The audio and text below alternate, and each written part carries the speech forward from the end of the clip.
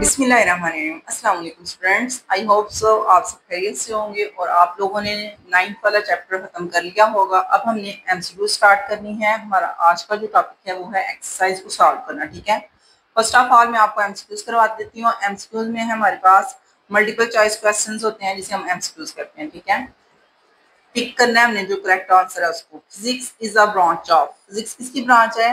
आप लोगों को खुद भी इसका पता है कि फिजिक्स फिजिकल साइंस की ब्रांच है। ठीक है, ये हमने स्टार्टिंग से किया था। साइंस में सबसे पहले साइंस की डेफिनेशन थी, फिर आगे दो उसकी थी, एक था फिजिकल साइंस और दूसरी थी बायोलॉजिकल साइंस की। उसकी दो ब्रांचेस थी।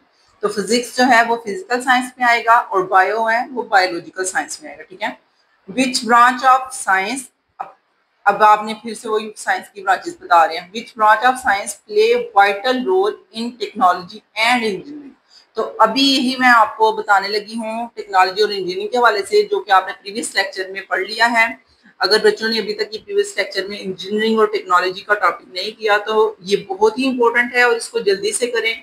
आप लोगों को वीडियो जो है वो प्लेलिस्ट में मिल जाएगी। अगर नहीं मिल रही तो मुझे मैसेज करें, मैं आपको फौरन सेंड कर दूंगी। ठीक है, कमेंट बॉक्स में कमेंट कर दीजिएगा कि मैम हमें ये जो इंजीनियरिंग और टेक्नोलॉजी वाले शॉर्ट क्वेश्चन है वो नहीं मिल रहे, आपने कहाँ पे समझाए हैं, तो मैं आपको वीडियो का लिंक सेंड कर दूंगी। ठीक है, और वैसे ये प्ले लिस्ट से बहुत इजीली मिल जाता है, लेकिन जिन बच्चों को मोबाइल का ज्यादा यूज नहीं आता उनके लिए फिर मैं कहती हूँ कि आप मुझे मैसेज करके पूछ सकते हैं। ठीक है, तो टेक्नोलॉजी और इंजीनियरिंग में जो है वो कौन सी फील्ड आ रही है, तो वो साइंस के हवाले से पूछ रहे हैं कि साइंस की कौन सी ब्रांच है। ठीक है, तो वो फिजिक्स होगी, क्योंकि इंजीनियरिंग और टेक्नोलॉजी दोनों में फिजिक्स का ही यूज आ रहा है, क्योंकि फिजिक्स के प्रिंसिपल की ही बेस पे इंजीनियरिंग और टेक्नोलॉजी चल रही है। ठीक है, तो ये वाली आपकी एमसीक्यूज हो चुकी हैं। अब आगे वाली एमसीक्यूज करते हैं।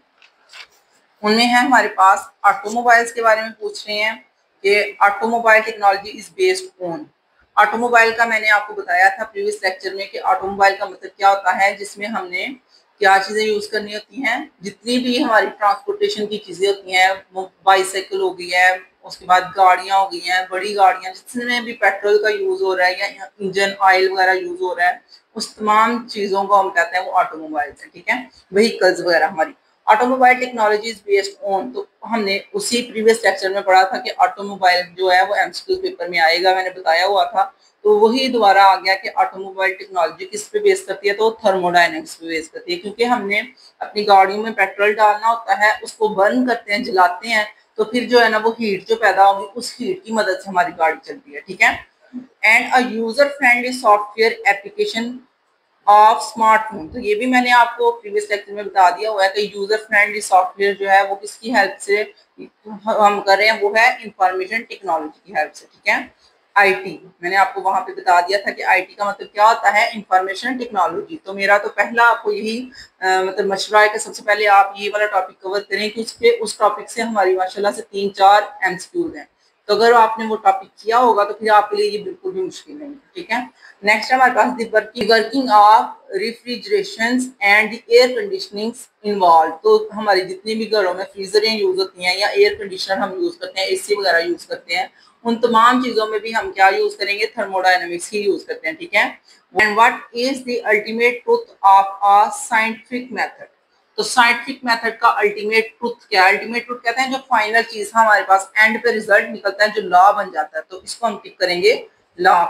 अल्टीमेट ट्रुथ हमारा साइंटिफिक मेथड का यही था। पहले हमने हाइपोथेसिस करनी होती है, फिर हम एक्सपेरिमेंट करते हैं, एक्सपेरिमेंट को बाद में फिर हम थ्योरी बना देते हैं। जब थ्योरी प्रूव हो जाती है तो फिर वो लॉ बन जाता है, और वही प्रूफ जो ट्रुथ बन जाता है उसे हम कहते हैं अल्टीमेट ट्रुथ, जो है लॉ। ठीक है, इसके बाद नेक्स्ट है हमारे पास the statement if I do not study. कहता है ये वाली जो स्टेटमेंट है कि अगर मैं नहीं पढ़ता फॉर दिस टेस्ट, इस टेस्ट के लिए, लेट्स सपोज कि उस बच्चे का कोई टेस्ट था, उसने कहा कि अगर मैं इस टेस्ट में पढ़ता नहीं हूँ then I will not get good grades. तो जाहिर बात है कि मुझे अच्छे ग्रेड नहीं मिलेंगे। तो ये उसने खुद से सोचा है, खुद से एक प्रिडिक्शन लगाई है कि अगर टेस्ट है मेरा और वो मैं उस टेस्ट में पढ़ता नहीं हूँ तो मेरे अच्छे ग्रेड नहीं आएंगे। Is an example of. तो ये किसकी एग्जाम्पल है? ये थ्योरी उसने बोली है या ऑब्जर्वेशन है या प्रिडिक्शन है या लॉ है? तो मैंने अभी बता दिया है आपको कि ये उसने एक प्रिडिक्शन की है कि अगर मैं पढ़ूंगा नहीं तो मेरे नंबर अच्छे नहीं आएंगे, तो इसको हम टिक करेंगे, ये प्रिडिक्शन है। ठीक है, तो हमने ये कर लिया है। इसमें था हमारे पास कि हमने स्टार्टिंग में बताया था कि हम खुद से प्रिडिक्शन कर रहे हैं कि अगर टेस्ट तैयार नहीं करता कोई भी स्टूडेंट तो उसके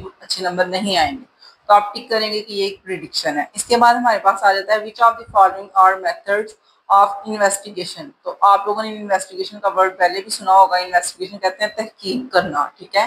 यानी कि अगर किसी से मतलब किसी को कोई मुजरम है, उसने कोई जुर्म किया है तो उसके बारे में हम इन्वेस्टिगेशन करते हैं, ऑब्जर्वेशन करते हैं, फिर रिसर्च करते हैं, एक्सपेरिमेंट्स करते हैं, लोगों से पूछते हैं।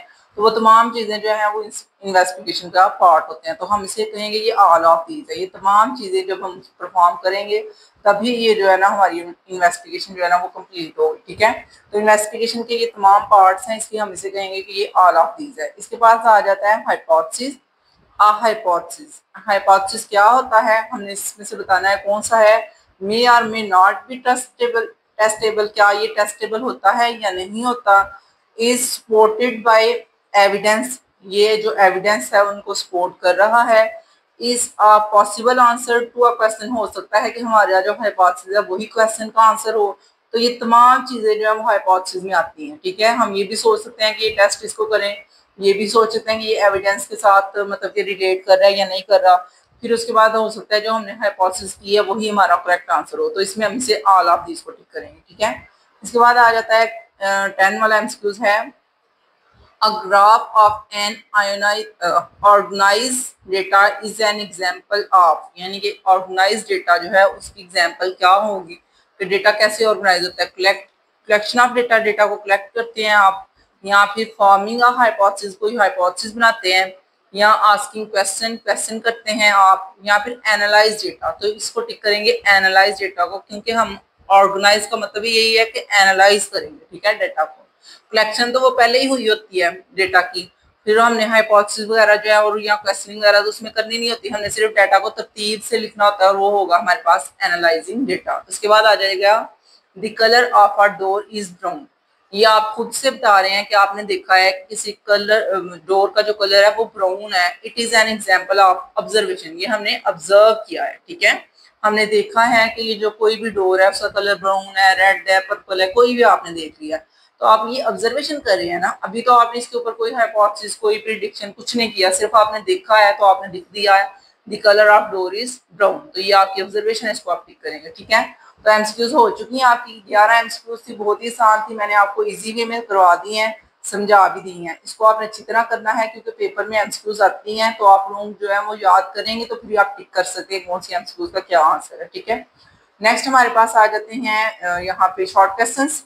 तो शॉर्ट क्वेश्चन को एक दफा देख लें। पहला शॉर्ट क्वेश्चन है हमारे पास, state in your own words, आप अपने लफ्जों में बताएं व्हाट इज साइंस, साइंस क्या होती है, and write its two main groups. तो ये हमारा पहला क्वेश्चन है जिसमें हमने मतलब शॉर्ट क्वेश्चन है, इसमें हमने साइंस के बारे में बताना है अपनी मतलब अपने वर्ड्स में, अपनी जुबान में, और उसके दो जो है मेन ग्रुप्स बताने हैं। तो साइंस की डेफिनेशन तो इस चैप्टर के शुरू में ही है, वहां से ही करेंगे। और दोनों मेन ग्रुप जो उसके लिविंग और नॉन लिविंग के वाले से हैं, यानी कि एक बायोलॉजिकल में आ जाता है और एक आता है फिजिकल साइंस में, तो वही दो उसके मेन ग्रुप हैं, ठीक है, बायोलॉजिकल साइंस और फिजिकल साइंस। और साइंस की डेफिनेशन भी हमने स्टार्टिंग से की है, तो वहां से मैं आपको दिखा देती हूँ, आप वहां से करेंगे, ठीक है। तो चैप्टर को स्टार्टिंग से देखते हैं। ये देखें यहाँ पे 9.1 है हमारे पास, मैंने लिख दिया क्वेश्चन नंबर 9.1 का आंसर यहाँ से स्टार्ट होगा और यहाँ तक आएगा, ठीक है। Science is a collection of knowledge about the natural phenomena. Science क्या होता है, नेचुरल फिनोमेना के हवाले से हमारा जो नॉलेज होता है, जो हम नॉलेज किसे कहते हैं, ऑब्जर्वेशन वगैरह सारा कुछ कलेक्ट कर लो। उसके बाद आ जाता है प्रोसेस, इसके ऊपर भी जब हम प्रोसेस करते हैं, and events occurring around us, जितने भी हमारे इर्द गिर्द इवेंट्स हो रहे हैं उसके हवाले से। तो ये साइंस की डेफिनेशन आपने राइट कर देनी है। जब उसने कहा था कि डेफिनेशन बताएं, तभी ये आपकी डेफिनेशन हो जाएगी। फिर उसने पूछा है कि दो मेन इसकी ब्रांचेस कौन सी हैं, दो मेन इसके प्रिंसिपल्स कौन से हैं, तो उसमें ये आएगा the biological science and the physical science, दो ही आएंगे, ठीक है। पहली बायोलॉजिकल साइंस में क्या है, deal with the living things, इसमें लिविंग थिंग्स आ जाती हैं, और फिजिकल साइंस में तमाम नॉन लिविंग थिंग्स आती हैं, ठीक है। तो आंसर आपका पहले यहाँ से लेके यहाँ तक करेंगे आप डेफिनेशन, और फिर ये दोनों मेन इसकी जो है वो ब्रांचेस आ जाएंगी, ठीक है। तो यहाँ तक आपका 9.1 का आंसर हो चुका है। इसके बाद अब 9.2 को देख लेते हैं, वो क्या है हमारे पास। इस तरफ पीछे आते हैं। ये 9.2 है, what is physics, all about physics क्या है, आप बताएं अपने अल्फाज में, and name some of its branches, और इसकी ब्रांचेस भी बताएं। तो ये भी आपने किया हुआ है, चैप्टर के अंदर से ही है, तो मैं वहां से ही निशान लगवाऊंगी ताकि बच्चों को ज्यादा मसला ना हो। तो फिजिक्स की डेफिनेशन और इसकी ब्रांचेस है 9.2, तो इसको हम देख लेते हैं। यहाँ पे देखेंगे फिजिक्स की डेफिनेशन आपको यहाँ पे नजर आ रही है, आपने यहाँ से कर लेनी है, स्टार्टिंग से ही स्कोप में ही नजर आ रही है डेफिनेशन इसकी, ठीक है, यहाँ से लेके यहाँ तक। इसमें मैंने लिखा हुआ है, ये क्वेश्चन नंबर 9.2 का है। तो physics is a fundamental science that deal with the constituents of universe. Universe के कॉन्स्टिट्यूएंट्स के बारे में पढ़ता है। दैट इज मैटर, कौन कौन सी चीजें उसमें आएंगी, matter, energy, space, time. Matter किसे कहते हैं, मादा को। एनर्जी कहते हैं किसी भी कुव्वत, ताकत को। उसके बाद आ जाता है स्पेस। स्पेस आपको पता है, टाइम जो हमने वक्त है उसके हवाले से भी पढ़ना है। एंड देयर म्यूचुअल रिलेशनशिप, और इसका एक तल्लक क्या है एक दूसरे के साथ। एंड द इंटरेक्शन, ठीक है। तो ये फिजिक्स की डेफिनेशन है हमारे पास, आपने इसकी डेफिनेशन राइट करनी है। उसके बाद इसको नीचे वाले को भी आपने राइट करना है, इसको स्टार लगा के राइट कर लीजिएगा, ठीक है, या एक पॉइंट बना के राइट कर लीजिएगा। It strives to understand how the universe work, ये हमें बताता है कि वर्क कैसे करता है यूनिवर्स, पूरी दुनिया कैसे चल रही है। From the smallest sub atomic particles, यानी कि छोटे छोटे इनके पार्टिकल्स होते हैं, and to the largest star, हम किसी भी चीज के छोटे से छोटे पार्टिकल को भी स्टडी करते हैं और बड़े बड़े तारों, सितारों और गैलेक्सीज को भी पढ़ते हैं फिजिक्स के ही अंदर, ठीक है। यहाँ तक आप इसको राइट कर देंगे फिजिक्स की डेफिनेशन, और थोड़ी सी ये एक्सप्लेनेशन टाइप हो जाएगा, ठीक है। ये थोड़ा सा एक्स्ट्रा हम लिखते हैं शॉर्ट क्वेश्चन को कंप्लीट करने के लिए, ताकि हमें 2 नंबर पूरे मिल जाए, ठीक है। तो उसमें हमारे पास जो 9.2 का आंसर है वो यहाँ से स्टार्ट होगा और यहाँ तक, ठीक है। इसके बाद आपने क्या करना है, उसने क्वेश्चन में कहा था इसकी ब्रांचेस के नाम बताएं, ठीक है। तो ब्रांचेस वाला ये जो टॉपिक है, इसमें से जस्ट आपने नाम लिख लेने हैं, पहला पहला नाम, जैसे मैकेनिक्स है, हीट एंड थर्मोडायनेमिक्स है, इकोस्टिक, ऑप्टिक्स। इसको एक्सप्लेन नहीं करना, जस्ट इसके नाम 1 2 3 लिख के, जैसे उन्होंने लिखा हुआ है। नंबर 1 पे मैकेनिक्स, नंबर 2 पे हीट एंड थर्मोडायनेमिक्स, नंबर 3 पे इकोस्टिक्स, नंबर 4 पे ऑप्टिक्स, ठीक है। इनके ये नाम हो गए। इसके बाद यहाँ से भी आप नाम लिख सकते हैं, ये वाले भी लिख सकते हैं, इलेक्ट्रोमैग्नेटिज्म भी लिख सकते हैं, क्वांटम मैकेनिक्स है, रिलेटिविस्टिक मैकेनिक्स है, न्यूक्लियर फिजिक्स है, और ये तमाम नीचे वाले, ठीक है। तो आपने नंबरिंग दे के जस्ट इनके नाम लिख देने हैं, ओके। नेक्स्ट फिर अगला हमारे पास क्वेश्चन क्या है उसको देख लेते हैं। क्वेश्चन नंबर 3 है, what is meant by the interdisciplinary field, ठीक है। तो इंटरडिसिप्लिनरी फील्ड क्या है, उसकी फ्यू एग्जांपल्स भी दें, तो इसको भी कर लेते हैं, ये भी आसान है, इसी को भी हम बुक से ही करेंगे, जितने भी हैं ऑलमोस्ट मैंने आपको बुक से ही निशान लगवाने हैं, ताकि आप लोगों को ज्यादा मुश्किल ना पेश आए क्वेश्चन को करने में, ठीक है। तो 9.3 का आंसर भी आपको पेज नंबर 185 पे मिल जाएगा, इंटरडिसिप्लिनरी नेचर ऑफ फिजिक्स, यही पूछा था उसने, आपने यहाँ से स्टार्ट करना है और यहाँ तक राइट करना है। It refer to the integration and interaction of physics, यानी इसमें हमने फिजिक्स की इंटीग्रेशन और इंटरेक्शन बतानी होती है विद वेरियस अदर फील्ड, यानी कि फिजिक्स का तल्लक दूसरी फील्ड के साथ कैसे है। Of study physics being the fundamental science, physics एक बुनियादी साइंस है। प्रोवाइड द एसेंशियल प्रिंसिपल, इसकी मदद से ही हमें ये एसेंशियल प्रिंसिपल मिलते हैं, बुनियादी प्रिंसिपल मिलते हैं। टेक्निक्स एंड मेथड्स मिलते हैं, that the application across a wide range of disciplines, जो बाकी तमाम फील्ड्स में, डिसिप्लिन्स में भी यूज होते हैं, ठीक है, जैसे बायो में, उसके बाद मेडिकल में, इस हवाले से, ठीक है। तो नंबर 1 पे आपने जब उसने कहा था कुछ उसकी एग्जाम्पल दें, तो एग्जाम्पल में आपने लिखना है बायोफिजिक्स, जैसे इसका नाम लिखना है। नंबर 2 पे आप लिखेंगे मेडिकल फिजिक्स, और नंबर 3 पे आप लिखेंगे एस्ट्रोफिजिक्स। 3 नाम काफी है, क्योंकि एग्जाम्पल जिसने कहा था बताएं, तो ये तीनों नाम आप राइट कर देंगे तो ये आपका शॉर्ट क्वेश्चन कंप्लीट हो जाएगा, ठीक है। तो शॉर्ट क्वेश्चन में सबसे पहले आपने यहाँ से लेके यहाँ तक राइट कर देना है, और ये जो उसकी एग्जाम्पल है ये बस नाम आएंगे, बायोफिजिक्स, मेडिकल फिजिक्स और एस्ट्रोफिजिक्स। 3 या आगे वाले भी आप 1 2 लिखना चाहें तो कोई मसला नहीं, जस्ट आपने नाम राइट करने हैं। इसके बाद हमारे पास जो क्वेश्चन है उसे देख लेते हैं जी। क्वेश्चन है हमारे पास, list the main steps of scientific method. तो क्वेश्चन नंबर 4 में उसने मेन स्टेप पूछे हुए हैं, ये मैंने आपको खुद भी बताया था कि साइंटिफिक मेथड जो है वो जो स्टेप है उसके वो शॉर्ट क्वेश्चन में आ जाते हैं। तो इसका आंसर हमारे पास 9.4 का जो है वो यहाँ पे होगा, ये है साइंटिफिक मेथड।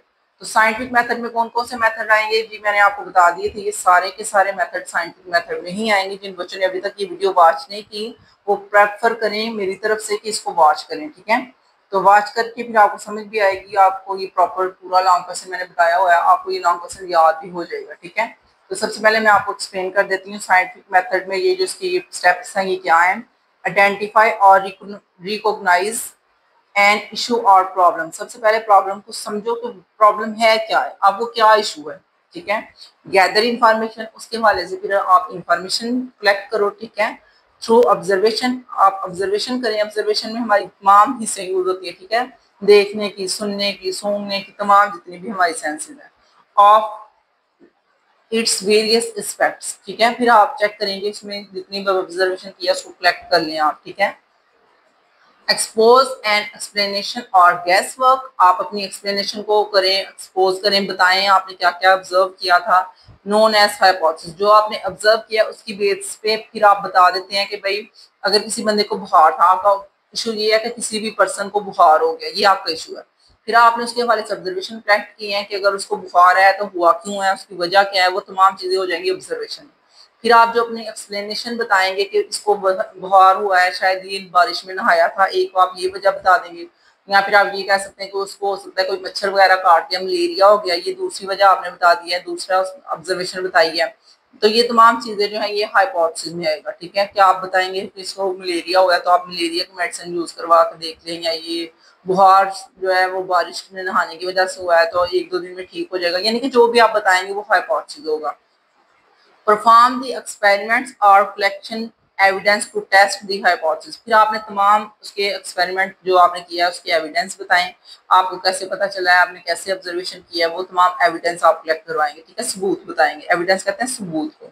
इसके बाद आएगा record and organise and analyse gather data. ये एनालाइज वाला जो है ये आपने पहले भी हम स्कूल में भी किया है कि जब हम डेटा को ऑर्गेनाइज करेंगे तो एनालाइज होगा डेटा। ठीक है, तो आपने एनालाइज कर लिया है, डेटा को कलेक्ट किया है, प्लॉटिंग इंटरप्रेटिंग ग्राफ्स, फिर आप ग्राफ बना के चेक करें कि आपने जो मसला है उसको कैसे हल किया है या क्या आपने ऑब्जर्व किया है। टू रीच एंड कंक्लूजन, आप एक कंक्लूजन पे पहुंचने के लिए, एक रिजल्ट पे आने तक आपको प्रॉपर उसको डेटा को कलेक्ट करके परफॉर्म करना पड़ेगा, उसको डेटा को एनालाइज करना पड़ेगा, which is called a theory. तो उसको फिर हम थ्योरी कहेंगे। जब आप किसी कंक्लूजन पे आ जाते हैं, किसी नतीजे पे आ जाते हैं, वो कंक्लूजन जो है हमारे पास थ्योरी बन जाता है। ठीक है, repeat the test of the theory, फिर उस थ्योरी को चेक करो, बार बार रिपीट करो कि वो थ्योरी आपने सही की है या नहीं की। To wide range of similar issues, इसी तरह के किसी और बंदे को भी अगर बुखार है तो उस पर भी चेक करें। Then the led toward the formulation of laws, फिर अगर वो सही साबित हो जाती है थ्योरी तो फिर वो लॉ बन जाएगा।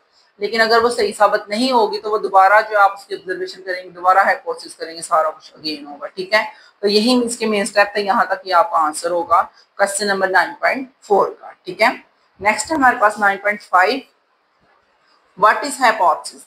तो इसी से ही साइंटिफिक मेथड वाले टॉपिक से ही आपने हाइपोथेसिस को भी बताना है और उसकी एग्जांपल बतानी है। तो उसी को ओपन कर लेते हैं, ये देखेंगे हाइपोथेसिस और उसकी एग्जांपल भी आगे ये दी हुई है। ठीक है, तो सबसे पहले हाइपोथेसिस मैं बता देती हूँ क्या है। ये क्वेश्चन नंबर 9.5 का आंसर है।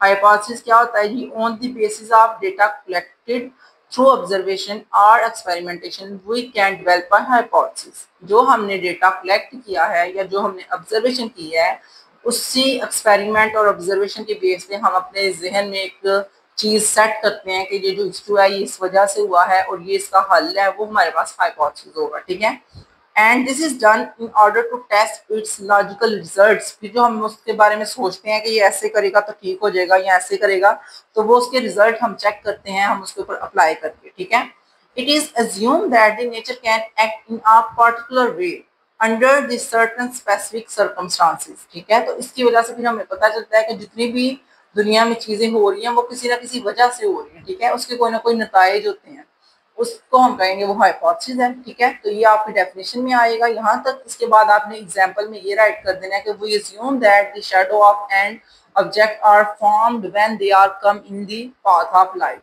तो जब हमारे जहन में ये आता है कि हम ये एग्जांपल बताएंगे कि कोई भी चीज अगर हमने लाइट के रास्ते में रखी है, जहां से लाइट को गुजर रही थी, पास कर रही थी, वहां पे अगर हमने कोई चीज रखी है तो उसका एक इमेज फॉर्म होगा। और वो जो इमेज है वो इस वजह से फॉर्म होगा क्योंकि लाइट एक स्ट्रेट वे में पास करती है, सीधे रास्ते में पास करती है। ठीक है, जिस एग्जांपल में आपको ये देती हूँ, ये देखें, मैंने पेंसिल आपको ऊपर कर दी है, अब नीचे एक शेडो सा बन रहा है। ठीक है, ये शेडो जो नीचे बन रहा है ये क्यों बन रहा है, क्योंकि जो लाइट है वो एक स्ट्रेट लाइन में पास करती है, तो इसी वजह से नीचे जो है उसका शेडो बनेगा। अगर आप लाइट के रास्ते में कोई भी चीज रखते हैं तो फौरन से वो उसका शेडो बना देगी और वो शेडो बिल्कुल उसी तरह का होगा जैसे कि आपने चीज रखी है। ठीक है, तो 9.5 आपका क्वेश्चन हो चुका है। अब हम आगे वाला देखते हैं, हमारे पास 9.6 क्या है। 9.6 that distinguish between a theory and law of physics, यानी कि थ्योरी में और लॉ में फर्क बताएंगे, थ्योरी क्या है और लॉ क्या है। तो ये भी आप लोग इसी टॉपिक से करेंगे, यानी कि साइंटिफिक मेथड वाले टॉपिक से आपको 3 शॉर्ट क्वेश्चन आ चुके हैं, तो ये भी बहुत इंपॉर्टेंट टॉपिक है। तो हम इसको थ्योरी और लॉ को भी देख लेते हैं। लॉ तो आपको यहाँ पे मिल जाएगा, लेकिन सबसे पहले हम थ्योरी करेंगे। तो ये है थ्योरी। थ्योरी में क्या है जी हमारे पास, सबसे पहले आप यहाँ से राइट करेंगे, after the successful verification of an assumptions and with the help of the careful experimentation it become a theory and it is applicable to similar phenomena।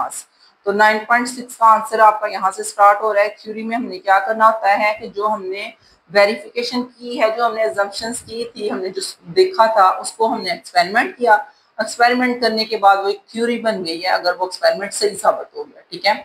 उसकी एग्जाम्पल आप ये वाली देंगे, ठीक है, इतना राइट करेंगे। इसके बाद आप ये एग्जाम्पल राइट करेंगे कि हमने 4 कार्डबोर्ड लिए थे, उन तमाम चारों कार्डबोर्ड के अंदर हमने होल किए थे, और वो जो हमने होल किए थे इस वजह से लाइट जो वो स्ट्रेट पास की थी। लेकिन जब हमने ये देखें एक कार्डबोर्ड को ऊपर कर दिया है तो लाइट जो है वो पास नहीं की, होल नहीं था। इसका मतलब है कि लाइट जो है वो इधर अपना जो है वो बता रही है कि मैं यहाँ पे आकर स्टॉप होगी, मैं आगे से नहीं गुजर पा रही। अगर आगे आप कार्डबोर्ड सीधा रखेंगे तो फिर ही लाइट गुजरेगी, ठीक है। तो ये वाली आपने एग्जाम्पल राइट कर दी है थ्योरी के साथ। फिर आ जाता है लॉ वाला, यानी कि उसने 2 चीजें पूछी थी ना, थ्योरी में और लॉ में डिफरेंस बताएं। तो थ्योरी का तो मैंने आपको एक्सप्लेन कर दिया है, डेफिनेशन लिखेंगे और उसके बाद आपने ये एग्जाम्पल लिखनी है। अब मैं आपको लॉ को एक्सप्लेन कर देती हूँ। लॉ आपने यहाँ से राइट करना है, ठीक है। यहाँ से आप देखेंगे क्या है जी लॉ हमारे पास, यहाँ से स्टार्ट करेंगे। When a theory has become tested, जब भी कोई थ्योरी टेस्ट हो जाती है, मेनी टाइम्स, बार बार टेस्ट करते हैं, and generally accepted as true, फिर हम उसे जनरली एक्सेप्ट कर लेते हैं कि ये ट्रू है। इसी का आपका एमसीक्यूज भी आया था ना कि जो चीज़ हम एक्सेप्ट कर लेते हैं अल्टीमेट ट्रू, वो क्या होती है, वो लॉ होता है, ठीक है। मैं आपको एक दफा बार बार वो चीज़ें रिवाइज करती हूँ ताकि वो जो आपने पहले का पढ़ा है आपको वो भूल ना जाए, ठीक है। तो जनरली जो चीज़ हम एक्सेप्ट कर लेते हैं कि वो ट्रू है, अल्टीमेट ट्रू, उसको हम कहेंगे वो लॉ है। तो ये आपने लॉ की डेफिनेशन राइट कर देनी है। इसके बाद आपने इसका बताना है कि the law is such that the statement recording the behaviour of nature which explain the observation and experiments in of the past and can predict about their aspects of the nature। हमने nature के हवाले से सारा कुछ बता देना होता है कि नेचर में क्या कुछ हो रहा है और क्या कुछ नहीं हो रहा, उसको हम कहेंगे कि वो लॉ बन जाएगा, ठीक है। इसके बाद आप यहाँ पे ये एग्जांपल आ जाएगी कि for the fact that light travel in a straight line, ये जो हमारा फैक्ट है, हम ये सोचते हैं कि लाइट एक स्ट्रेट लाइन में पास कर रही है। We can predict that the shadow of an objective object similar in shape is formed। जाहिर बात है हमने ये वही एग्जांपल दोबारा करनी है कि जब हम किसी लाइट के रास्ते में कोई चीज रखेंगे तो उसका जो है वो शेडो बनेगा। तो वही एग्जांपल आपने यहाँ पे भी लॉ में भी राइट करनी है, ठीक है।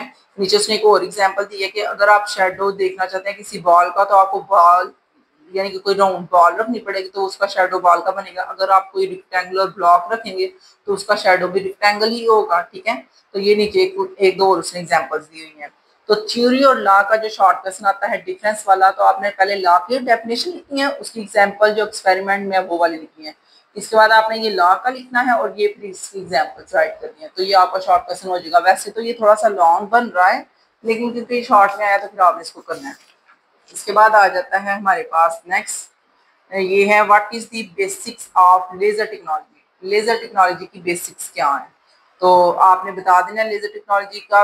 लेजर टेक्नोलॉजी किसने मतलब कि साइंस की वजह से इन्वेंट हुई थी, इसका यूज मेडिकल में आ रहा है, इसमें इसकी हेल्प से हम जो है कैंसर का भी इलाज कर रहे हैं आजकल। तो उसी को आप एक्सप्लेन करेंगे। ये 9.7 वाला जो है लेजर टेक्नोलॉजी वाला, इसको भी हम बुक से ही करेंगे, ठीक है। तो मैं आपको बुक से दिखा देती हूँ। ये देखें, laser technology is based on the principle of atomic physics. ये आपका शॉर्ट क्वेश्चन है, इसके ऊपर राइट कर दें। ये हमारे पास शॉर्ट क्वेश्चन है, ठीक है। और ये क्वेश्चन नंबर कौन सा है जरा मैं एक दफा देख लूँ, 9.7, ठीक है। क्वेश्चन नंबर 9.7 है, इसको राइट कर लीजिएगा, ठीक है। Laser technology is based on the principle of atomic physics. ये एटॉमिक फिजिक्स के प्रिंसिपल पे बेस करता है। It is widely use in medical diagnosis and treatments. ये भी मैंने आपको बता दिया था कि मतलब कि मेडिकल में जब हमारे यहाँ कोई कैंसर वाला पेशेंट आता है तो उसका एक तो हल ये होता है कि आप उसका ऑपरेट कर लें, दूसरा हल ये होता है कि अगर ऑपरेट नहीं कर सकते आप, यानी कि बहुत ज्यादा मसला आ रहा है ऑपरेट करने में, पेशेंट की कंडीशन ऐसी नहीं है कि आप ऑपरेट कर सके, तो फिर आप लेजर टेक्नोलॉजी यूज कर लेते हैं, ठीक है। And the metallurgy, the industry, telecommunication and space एक्सप्लोजर। इसके अलावा भी स्पेस में भी इसका यूज हो रहा है। जैसे अगर कोई बड़ा सा एस्ट्रॉइड ज़मीन की तरफ आ रहा है और वो ज़मीन पे अगर स्ट्राइक करता है तो बहुत ज़्यादा नुकसान हो सकता है ज़मीन को, तो हम क्या करते हैं, हम लेज़र टेक्नोलॉजी की हेल्प से उसको छोटे छोटे पीस में कन्वर्ट कर देते हैं। जब लेज़र की बीम उसके ऊपर लगती है तो वो छोटे छोटे पीस में कन्वर्ट हो जाता है, फिर वो मतलब हवा में, फजा में खत्म हो जाता है, वो ज़मीन से स्ट्राइक नहीं करता। ठीक है, तो ये लेज़र टेक्नोलॉजी वाला शॉर्ट क्वेश्चन हो चुका है आपका 9.7 वाला। अब जो है 9.8 देख लेते हैं। What is feasibility concept, how it is the important. तो ये जो फिजिबिलिटी वाला है वो भी आपका सेम वही जो है साइंटिफिक मेथड वाला ही है। ठीक है, इसमें भी वही है, हमने बताना है कि ये क्या है और इसका जो है कंसेप्ट क्या है और इसकी इंपॉर्टेंस क्या है। 9.8 वाला हमारा जो है वो यहाँ पे ये है, मैंने 9 लिख दिया, ये 9.8 है। ठीक है, तो इसमें हमारे यहाँ से स्टार्ट होगा, ये यहाँ से लेके यहाँ तक कंप्लीट ही आपने करना है, इसको स्किप नहीं करना। ठीक है, तो स्टार्टिंग पे हमारे पास है, it is the concept introducing that the suggestions are theory to be considered the specific if it is also make predictions। कहता है अगर हमने कोई थ्योरी की है और उस थ्योरी के हमारे हवाले से हम ये प्रिडिक्शन कर लेते हैं कि हो सकता है कि थ्योरी जो है वो इस तरह अमल करेगी या इसका ये रिजल्ट होगा, जो भी हम प्रिडिक्ट कर लेते हैं। जैसे उसने प्रिडिक्शन एमसीक्यूज में बताई थी कि अगर मैं टेस्ट की तैयारी नहीं करता तो मैं फेल हो जाऊंगा, ठीक है, या मुझे अच्छे नंबर नहीं मिलेंगे। तो ये जो उसकी प्रिडिक्शन थी, ये थ्योरी सही भी साबित हो सकती है और गलत भी साबित हो सकती है। ठीक है, तो अगर वो सही साबित हो जाती है, यानी कि ये आपका सही टेस्ट हो जाता है कि उसने कामयाब नहीं किया और वो फेल हो गया, तो ये तो प्रिडिक्शन सही साबित होगी। ठीक है, ये आपकी थ्योरी जो है वो लाभ बन जाएगा। लेकिन जब उसने कोई एक्सपेरिमेंट किया और वो गलत साबित हो गया तो उसे हम कहेंगे कि वो जो है वो क्या है, वो फॉल्सी एबिलिटी, यानी कि गलत साबित हो गया। The requirements of falsifiability show that the theories are not based on view and not specific or untestable claim। फिर ये भी होता है कि आप जो है वो क्लेम कर सकते हैं कि ये जो हमारा जो थ्योरी थी वो गलत साबित हुई है, तो आप इस पे क्लेम करेंगे कि आपने गलत इन्वेंशंस की है। ठीक है, एंड इट इज डिस्टिंग्विश, ये जो डिस्टिंग्विश वाली लाइन है ना, इसको मैंने बताया ये इंपॉर्टेंस में आएगा। ठीक है, तो आप इसको इंपॉर्टेंस लिख के ना स्टेटमेंट हेडिंग देनी है इंपॉर्टेंस, और उसके नीचे फिर ये वाला राइट करना है। ठीक है, it is the distinguish the scientific theories from the false और प्रिटेंडेड बिलीव्स, यानी कि ये चीजों को अलग अलग कर देता है। अगर चीजें गलत हैं तो वो गलत वाली साइड में चला जाएगा, अगर सही है तो वो लॉ बन जाएगा। ठीक है, it can be experimentally tested, इसको हम एक्सपेरिमेंटली तौर पे टेस्ट करके बता देते हैं कि चीजें सही हैं या गलत है। ठीक है, तो ये 9.9 तक हमने कर लिया है, तमाम 9.8 तक तमाम हमारे शॉर्ट क्वेश्चन हो चुके हैं। इंशाल्लाह नेक्स्ट वीडियो में आप लोगों का नया चैप्टर स्टार्ट करवाऊंगी, कोई भी देख लूंगी जो आसान लगेगा वो करवा दूंगी, ताकि आप लोग जो है वो पहले आसान कर लें। ये न्यू बुक है तो चीज़ों को पहले हम आसान चीज़ों को पहले करेंगे और टफ को बाद में करेंगे, क्योंकि जब बच्चों को आसान चीज़ें समझ आ जाएंगी तो टफ करना उनके लिए बिल्कुल भी टफ नहीं लगेगा, उनको आसान लगेगा। ठीक है, तो मिलते हैं नेक्स्ट वीडियो में। अगर वीडियो पसंद आई है इसको लाइक करें, चैनल को सब्सक्राइब करें, ताकि मेरी तमाम नई आने वाली वीडियोज़ भी आप तक पहुँचती रहें। मिलते हैं नेक्स्ट वीडियो में।